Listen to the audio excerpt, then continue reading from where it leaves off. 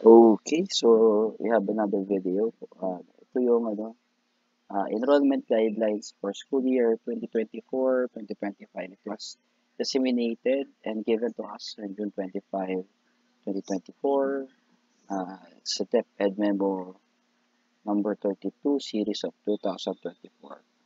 Sabi niya, it's for undersecretaries, assistant secretaries, minister, basic higher technical education, BRMM, Bureau of Services Directors, Regional Directors, school division superintendents, public and private elementary, secondary school heads, state, local universities, college heads, Philippine schools, overseas heads, other concerned.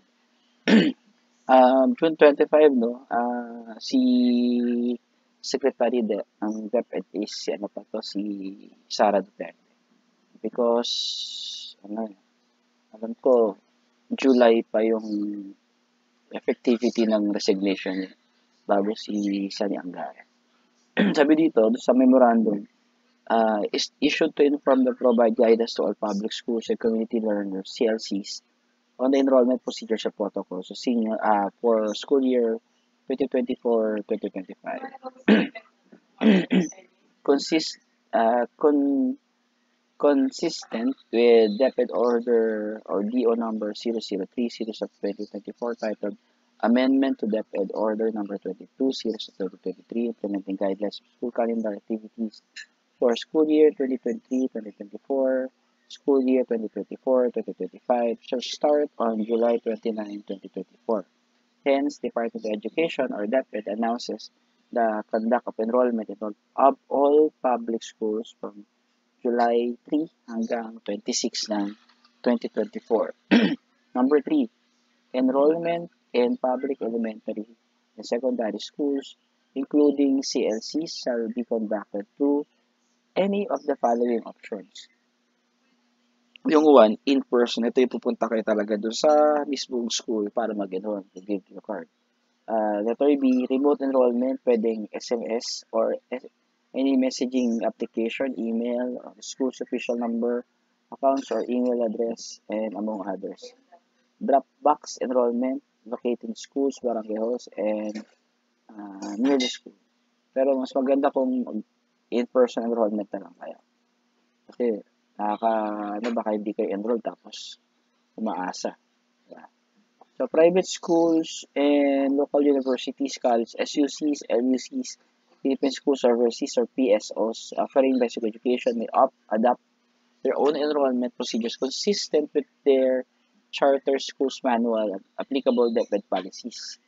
So they shall report their official enrollment through their respective school division office before July 22, 2024. In case of PSOs, their official enrollment shall be submitted to the Private Education Office or PEO. So may option sila na magkaroon ng sarili nilang date for the enrollment. Pero kailangan yung report nila bago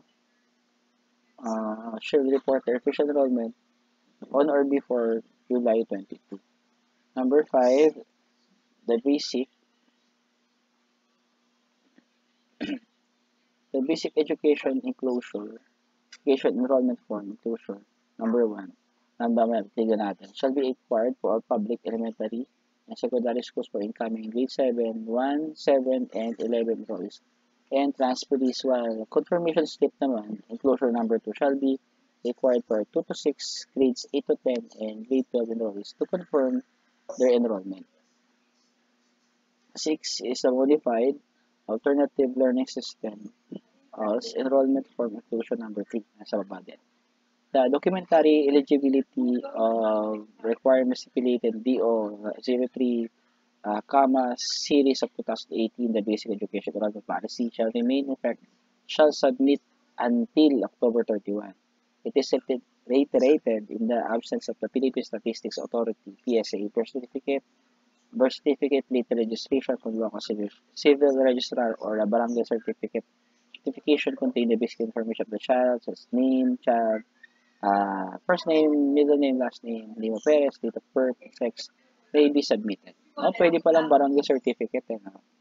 So, pero pagdating po sa pagkuha ng mga requirements or yung card, kailangan pa rin nila membership. So, hindi talaga pwede. So, yun.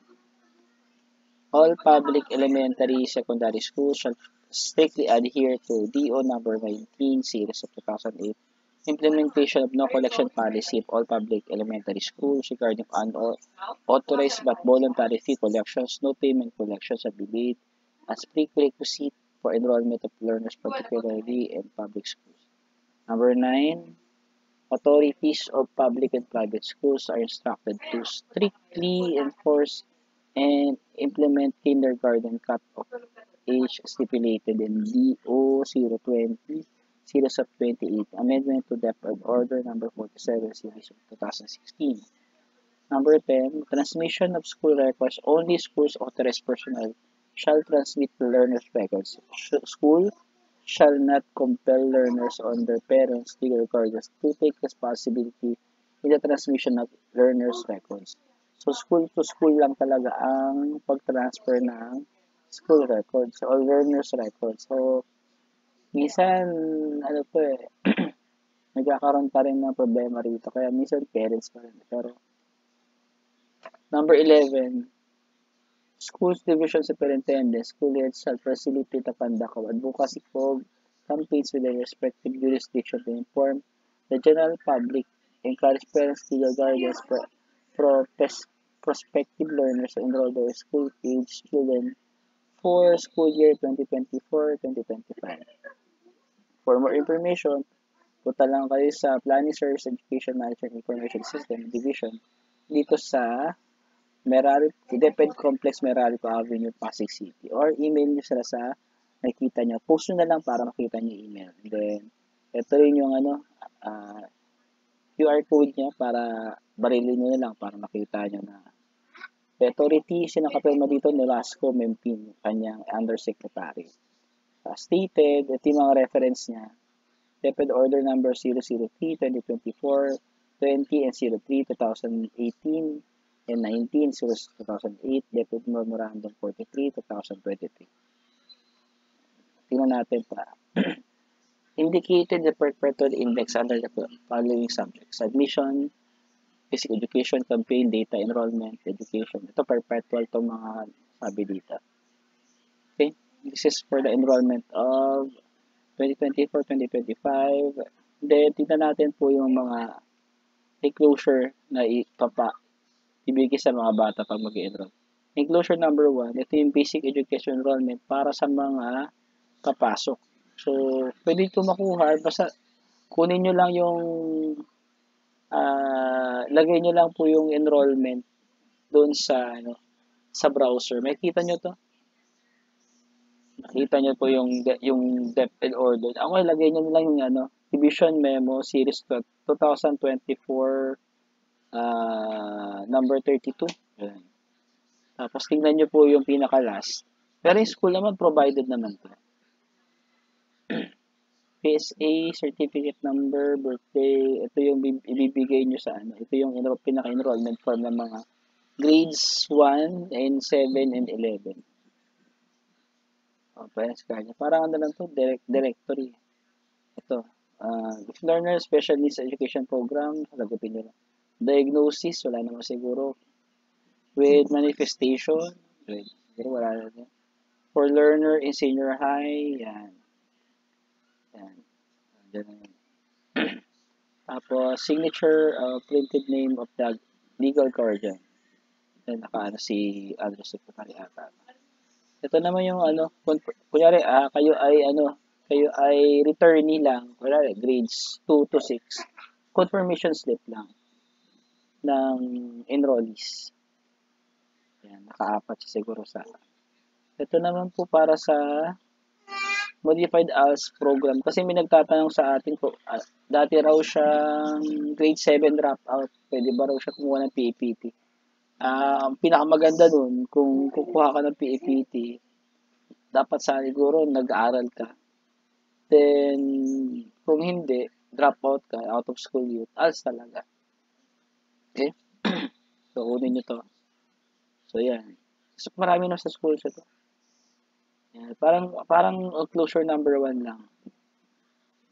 Tapos, as teacher community implementator, yan, yun lang. So, yun.